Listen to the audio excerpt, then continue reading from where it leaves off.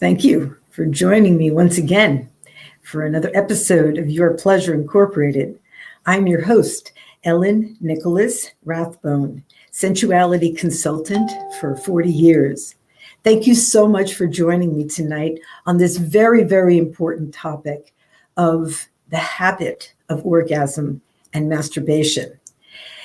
I have to talk about this because our sexuality has been given a bad rap, and it's really necessary to shine the light on where that negativity comes from and the prejudices that it has caused us to feel about our own body, never mind somebody else's body, our own body. So it's very, very necessary that I talk about this topic. Before I get into it, I just want to talk a little bit about what my work has been for 40 years. Actually, as of February 4th, I celebrated my 40th year as a sensuality consultant. And so what that meant was that I went to women's homes and I talked to them about erotica. Now, a lot of the erotica was toys and tools and tips and lingerie, etc., on how to spice up their sex lives with their significant other. But many, many, many times, the topic turned to self-love. And it became very, very clear that a lot of people, women and men, have issues about loving their own body physically. And there's a lot of shame that's attached to loving their own body physically.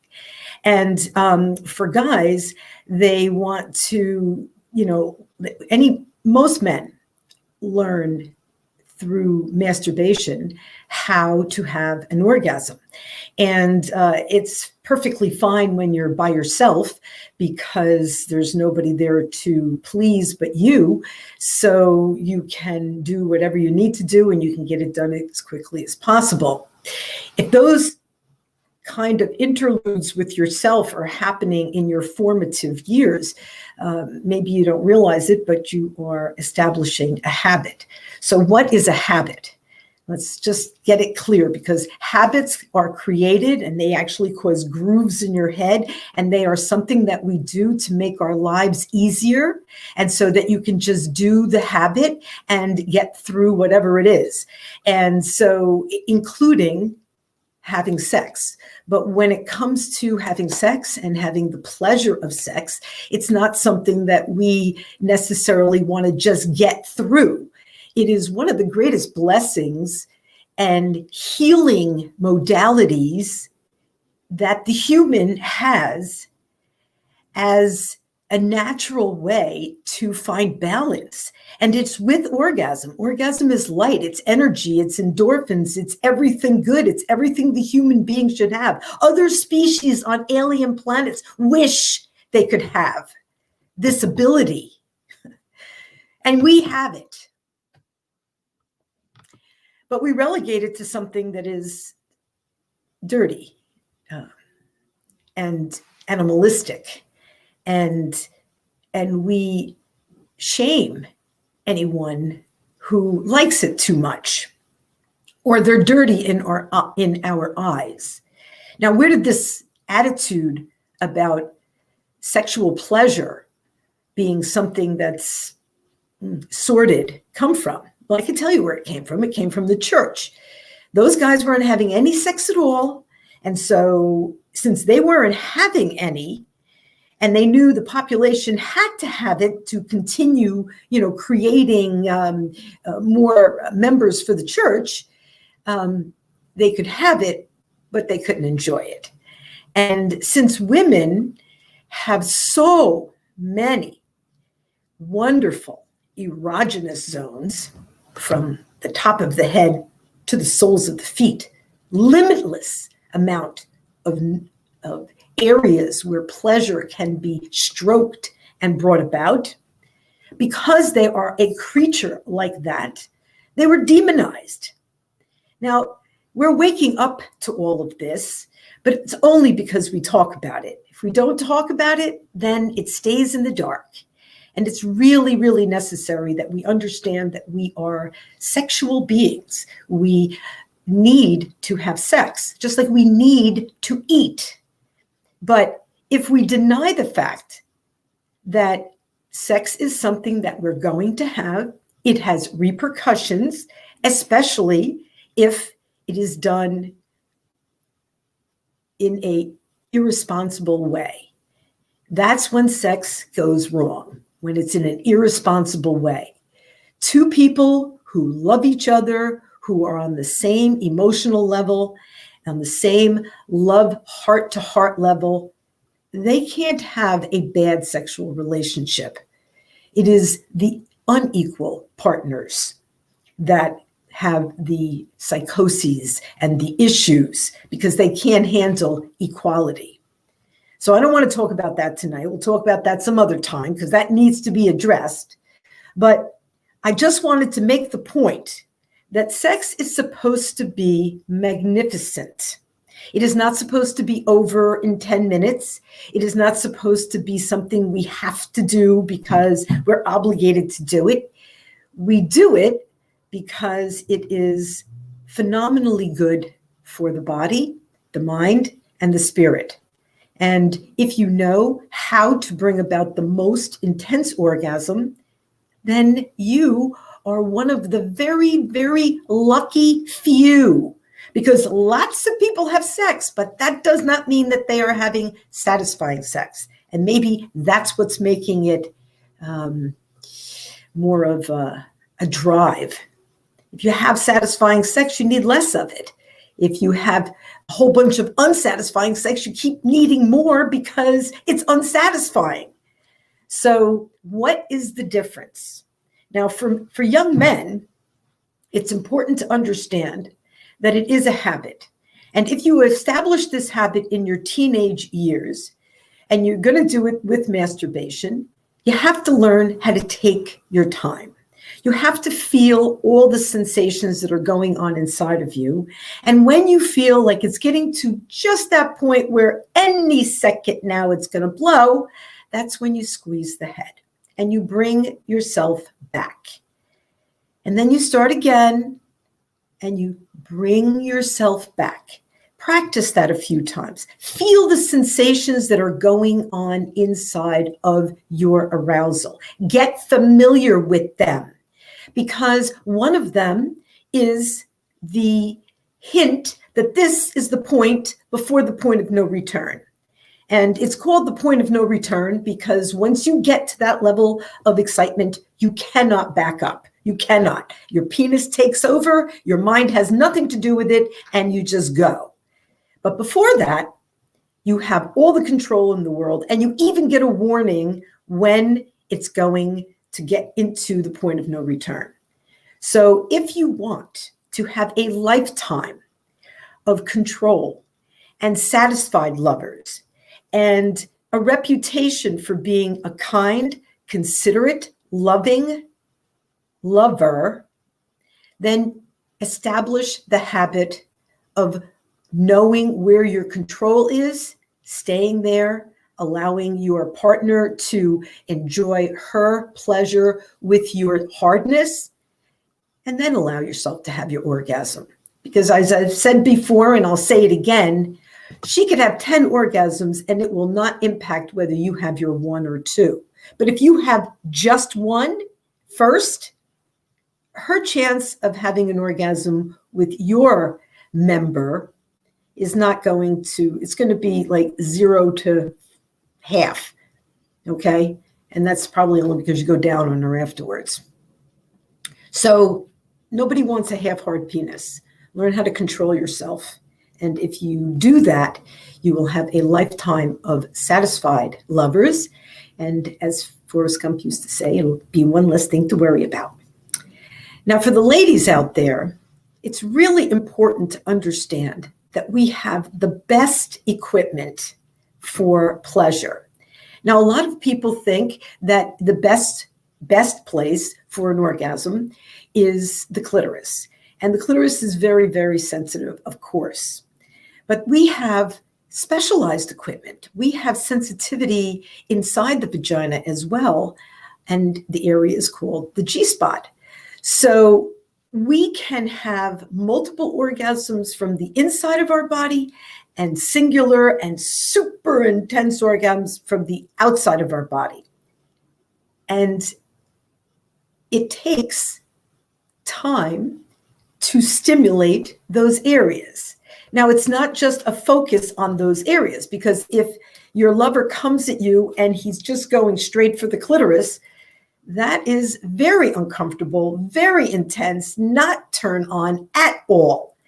The whole body is something that has erogenous zones. And if you say the right things, if you feel a desire for someone and you whisper in their ear your desire and you taste them from top to bottom, that person will get excited just by the fact that you're paying attention to all the other erogenous zones except the vagina. Because I know that's the first place fellas want to go, and they want to put a little spit on their hand and just kind of rub it on there. No. If you want to be a good lover, it's really important to not use spit. It's number one. And number two, make that the last stop on your journey from the first kiss all the way down the body to toes and back up. Because there are erogenous zones all over the place. And if we allow ourselves this pleasure, that's the point for the ladies, that they allow themselves this pleasure. We are not taught to revel in our body. We are not taught to appreciate its erogenous zones. We are not taught to hug ourselves, to rub ourselves, to pleasure ourselves daily. We are taught that that's shameful. And yet I maintain that this is your temple. This is your body. This is your gift. This is the vehicle that is taking you through your adventure. And it has wonderful, wonderful repercussions for treating it well.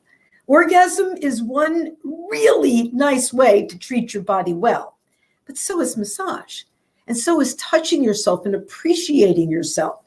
If you find, or if you think that that's kind of weird, oh, you're so weird, Ellen. No, you're weird. If you can't touch your own breasts, if you can't run your hands through your hair, or massage your own scalp, or touch your own butt, or grab your own pussy, then without thinking, oh my God, what kind of a freak am I? No, you're not. That's yours. You can do that.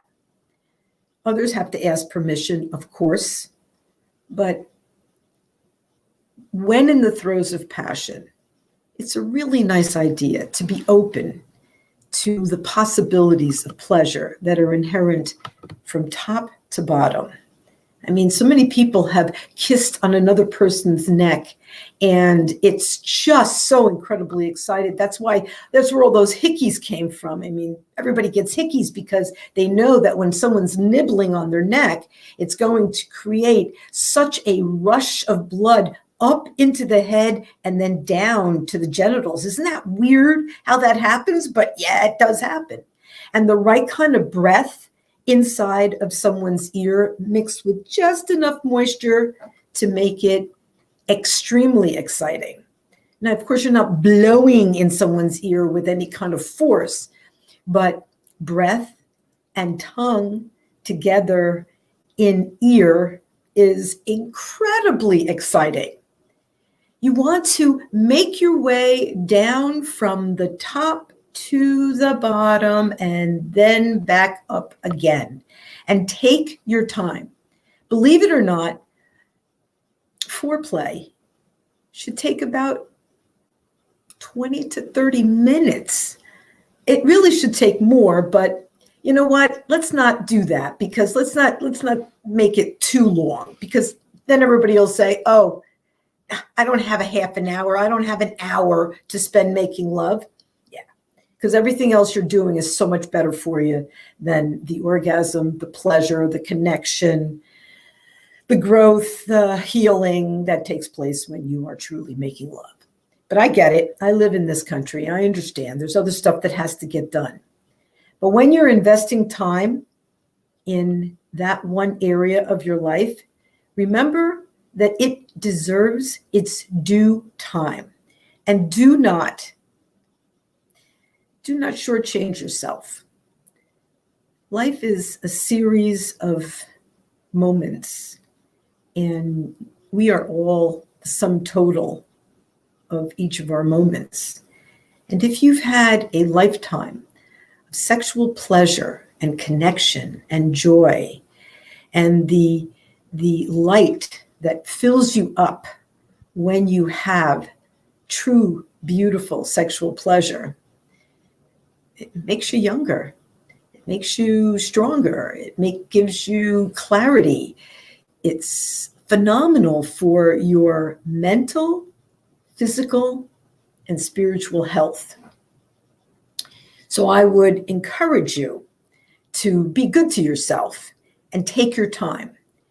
Now, because I know that in this world there are herbs and plants that help us not only when we ingest them for nourishment to rebuild ourselves, but also to use topically to help with our whatever agenda that we have.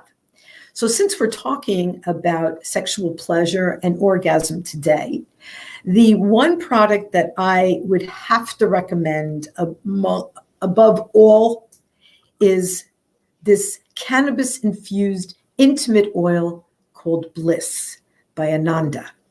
You can find this at my website on my Your Pleasure shop. It is a phenomenal moisturizer, lubricant, stimulant. It's not a lubricant like, say, Sliquid or H2O Sliquid, because it doesn't lay on top of the skin. It actually goes inside the skin and waters the labia. It waters the vaginal walls. As a woman gets older, sometimes the area, especially if she hasn't been doing her Kegels, especially if her nutrition isn't all it should be, gets a little drier. So this is a way to moisturize back into the skin. And it's cannabis infused, and it is absolutely 100% natural. There's no hormones in it. There's nothing harmful in it. And what it will do is create this wonderful warming effect. Not super hot, not burning, nothing like that. Just a nice reminder of what's down there, how nice it can feel, and especially when it's got a little bit of warmth in it.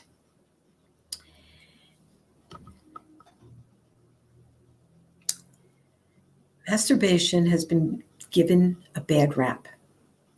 And if you want to be a phenomenal lover, you have to have control over yourself. You have to teach yourself how to become a phenomenal lover. Every week, I would like to get together with you and talk about another aspect of pleasure, whether it's technique or whether it's attitude. Things need to be talked about so that we can recognize that our sexuality is a true blessing. It's a phenomenal part of being a human, but it is seen for the most part as a liability. You can have unwanted pregnancies. You can have, spread diseases with it. Yeah, all that can happen when you're being irresponsible. But there's lots of means to be responsible. And if you're doing your best to love yourself, even with a partner or without a partner, love yourself always, and you're acting responsibly towards yourself and towards the world and your partner, then the sex that you will have can be satisfying. It can be exciting. It can be fun. It can be liberating. It can be wonderful. It can be the best part about being a human being. So I hope you will consider some of the things that I've said this evening. And I look forward to having you come back to my station. Check out my book, Loving Sex, Every Woman's Guide to Sensual Sexuality. I talk about this and many other topics and techniques in it. You can find it on Amazon.com. I loved writing that book. I'm working on my third book, Make Love to Me. So once that comes out, I'll let everybody know, and then we can just do a whole thing, and you guys can share in the joy of lifting up our sexuality from a base liability to the beautiful experience that it can be. Someone asked, do we have toys? We have lots of toys, okay, mostly vibrators, but there's also a couple of butt plugs, and there's lots of toys. Toys are a tricky subject, and I'm going to talk about them on a separate show, but toys are a wonderful supplement to the foreplay. And I don't think anybody should consider them as if they're being replaced by the toy. It's like, think about it, when you were children in a sandbox and you just had you in the sand, everything was all right, you had some fun, but then one day somebody brought a shovel and the other person brought a bucket. Now you can really create something great. Nobody got mad because somebody brought some toys. So it's the same thing with sex. We can do for each other and touch each other in wonderful, exciting ways, but there are certain sensations that can come, say, from a vibrator or a massager that you just cannot humanly reproduce. And, to each his own. If people enjoy the intensity of a toy or the stimulation of a toy, it's a good idea. And if they don't, then don't use it. That's it. That's okay. But there's a lot of toys out there. And I've done my very best to only recommend ones that I think are not only effective, but long-lasting and won't cause you any damage. Because there's stuff out there that's just junk. And I don't like junk. I like good stuff. Anyway, so if there's no other questions, I want to thank you all for joining me here tonight. This is another episode of Your Pleasure, the habit of orgasm, which is exactly what it is, teaching your body how to have it with a payoff, whether you have it quickly with a payoff or extended with a payoff is all the difference in the world to whether it will be a quality orgasm or not so quality. And in the long run, I think quality is much nicer, much more satisfying, and actually healthier for you than not quality. I mean, especially for the guys out there, a lot of guys don't realize that if you have a lifetime of quickie orgasms, and I mean like 2 to 3 minutes of stimulation and boom, you're done, your prostate's not getting involved. And in the years to come, there's going to be prostate problems. I guarantee it. So it's a better idea to take your time. This is one of the life's greatest pleasures, and it deserves its due time. And it does not deserve any shame, and it does not deserve any trepidation.